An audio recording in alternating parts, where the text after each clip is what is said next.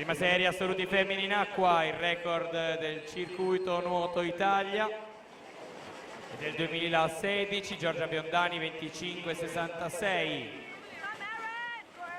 Si aggiudica questa prima serie assoluti femmine Erin Gallanger 25,51. Se confermato si tratta di nuovo primato del circuito nuoto Italia. Secondo posto Melanie Enic 25,71.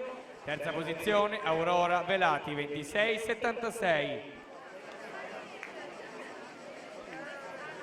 E sono tempi e classifiche confermate. Erin Gallanger 25,51 è il nuovo record del circuito nuoto Italia. Seconda posizione Melanie Enic 25,71, terzo posto Aurora Velati 20.